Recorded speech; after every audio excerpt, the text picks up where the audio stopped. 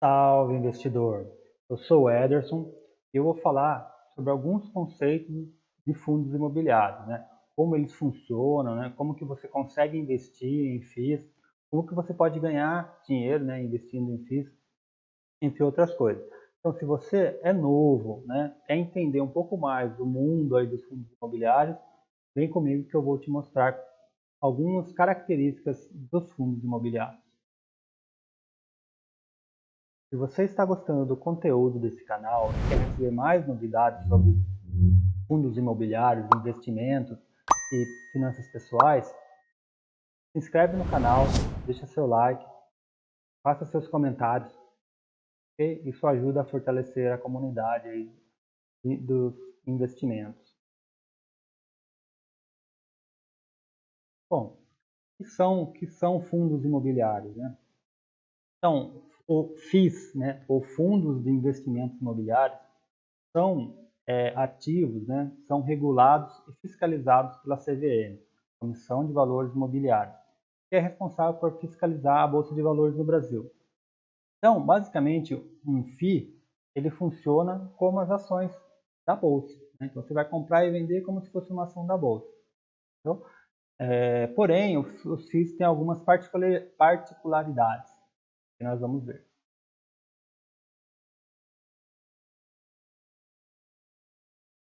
Então, como eu disse, os fundos imobiliários ele têm algumas características, né? Então, eu vou tentar descrever aqui um fluxo um pouco simplificado de quais são as características do fundo imobiliário. Primeiro, os fundos imobiliários eles possuem cotistas, né? Quem são cotistas? São pessoas como eu, como você, que investem nos fundos imobiliários. Então, você compra uma cota do fundo imobiliário, né? Esse cotista, por sua vez, ele tem o fundo imobiliário, né? Por sua vez, ele tem um administrador. Então, ele pega esse dinheiro dos cotistas, né?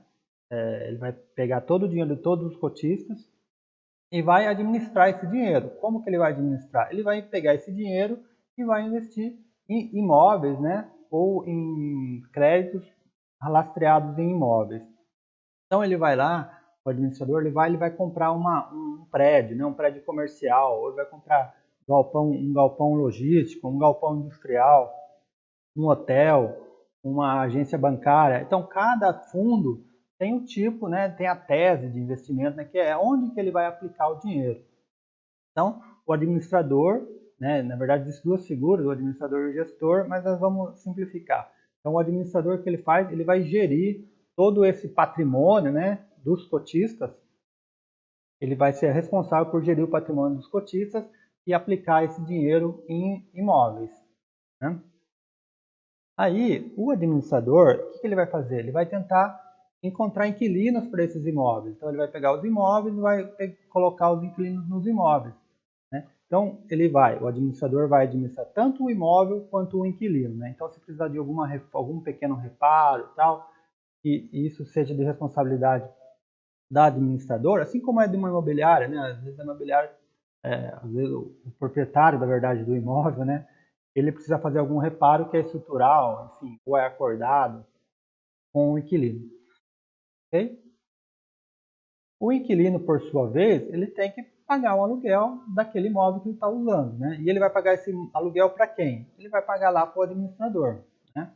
E esse administrador, ele precisa ser remunerado, né? Ele vai ser remunerado uma parte aí uma parte, né? Existe uma taxa de administração que às vezes é sobre o patrimônio líquido, a maioria das vezes é sobre o patrimônio líquido, né?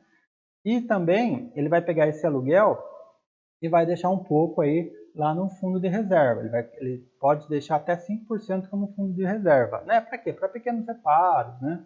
Algumas manutenções que tem que ser feitas nos imóveis.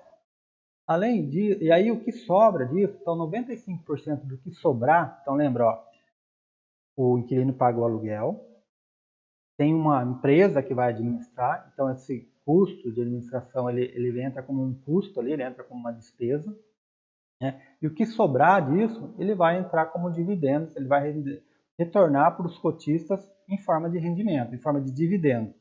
Okay? Então, basicamente, esse é o fluxo. O inquilino paga o aluguel, o administrador vai tirar os custos, né, de gestão ali do imóvel, né? Como da mesma forma que você tem na imobiliária, né? Se você paga ali 6%, 8%, até 10% aqui na região de Piracicaba, né? Para a imobiliária. Então, aqui no fundo imobiliário, você tem também uma taxa de gestão, né? De administração. E aí, o que sobra, o 95% do líquido, volta em forma de dividendo. Okay? E como que eu invisto? Como que você gosta da tese aí, né?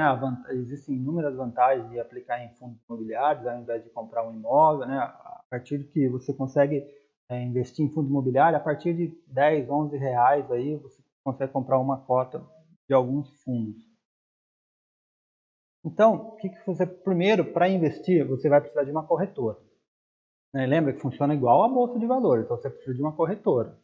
Se você tem um banco aí, alguns bancos têm corretoras, ou você tem algumas outras corretoras que nem cobram taxa de corretagem para aplicações em fundos imobiliários, né?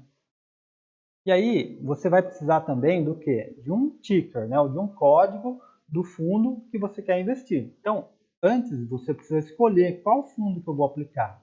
Então, se você quer entender ou quer ver como que você consegue escolher um fundo imobiliário, vê aí no link que vai aparecer aqui em cima. A gente tem um vídeo falando sobre qual a melhor forma de escolher um fundo imobiliário, né? Ou qual forma que eu uso para escolher um fundo imobiliário. Escolhendo o fundo imobiliário que você quer, eu peguei um exemplo aqui, ó, o MXRF11. Então esse é um ticker de um fundo imobiliário, né? Ele é formado igual é formado um ticker da bolsa, né? Então são 4 letras e no caso aqui são seguidas do número 11, né? Então você tem esse código aí que é o Maxi Renda. O código dele é MXRF11. Tá? Lembrando que isso não é uma recomendação de compra, pessoal. É só um exemplo, ok? Vamos lá. Então, tendo uma corretora, tendo um ticker, você vai precisar entrar no seu home broker. Então, a sua corretora vai te disponibilizar um home broker. E você vai entrar no home broker e vai fazer uma ordem de compra, né? Eu tenho um exemplo aqui, ó. Esse é um exemplo de um home broker, de uma corretora, e aqui é um exemplo de um ticker, né, um exemplo de um pedido de compra do papel aqui do MXRF11, aí a quantidade aqui está 2.000, né, e 35 no preço de 10,75, e aí isso daqui vai custar 21 mil reais. Você lançou a ordem de compra, ele vai entrar lá na Bolsa de Valores, e tendo o vendedor com esse valor, ele vai fazer a venda e o papel vai se tornar seu então, tá bom?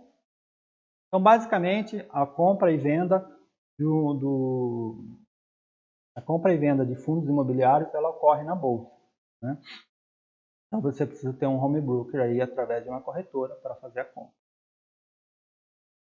E como que você ganha dinheiro com FIIs? Existem basicamente duas maneiras de você ganhar dinheiro com FIIs. A primeira, eu já falei, né, que é com os dividendos, com os aluguéis. Então, todo mês você vai receber, né, se o seu fundo tiver lucro, né, se ele tiver lucro, você vai receber aí 95%. O fundo imobiliário é obrigado a dividir para os seus cotistas. Então esse é um jeito de ganhar dinheiro. O outro jeito é a valorização da cota, né? Então você comprou uma cota por R$10,70 e hoje ela está R$10,80. Então você pode ganhar dinheiro também comprando e vendendo. Lembrando que o fundo imobiliário ele é um pouco diferente da bolsa, então você vai pagar imposto de renda sobre a valorização, sobre a venda, né? Então, se você vendeu com lucro, você vai pagar lá, você vai ter que gerar uma DARF para fazer um pagamento disso, né? Então, você vai pagar imposto de renda sobre a valorização das cotas, ok? Sobre os aluguéis, você não paga imposto de renda. Sobre a valorização da cota, se você vendeu com um ganho, você é obrigado a pagar. E não tem um valor mínimo como na bolsa, né? Pessoa física na bolsa, 20 mil reais por mês, você não paga imposto de renda. Aqui não, aqui no fundo imobiliário você sempre vai pagar com a venda. Ok? Então você tem duas formas, valorização das cotas e os aluguéis, os dividendos. Quando que você recebe os aluguéis? Os aluguéis você vai receber todo mês, né? Mas você precisa ter algumas coisas. Primeiro, você precisa estar comprado na Datacom, né? Quando você compra um imóvel, geralmente o pessoal faz um rateio baseado no mês. Aqui não existe isso. Você precisa estar comprado na Datacom. Qual que é a Datacom? Depende. Cada fundo tem uma Datacom. Mas a maioria dos fundos tendem a colocar como o último dia do mês. Então, no mês de fevereiro de 2021, a Datacom é hoje, né, dia 26/2.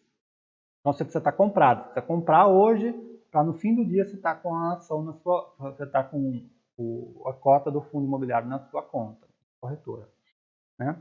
E aí, você estando com o fundo, você estando comprado, você tendo a cota do fundo na data, você tendo a cota do fundo na data, né? Você vai receber o aluguel, você vai receber o dividendo na data do pagamento. Essa data ela é informada pelo fundo também e varia de fundo para fundo. Então, se o fundo, alguns fundos pagam no quinto dia útil, outros no 10º dia útil, cada fundo paga de um jeito, mas eles todo mês eles falam, eles informam a data do pagamento. Ok?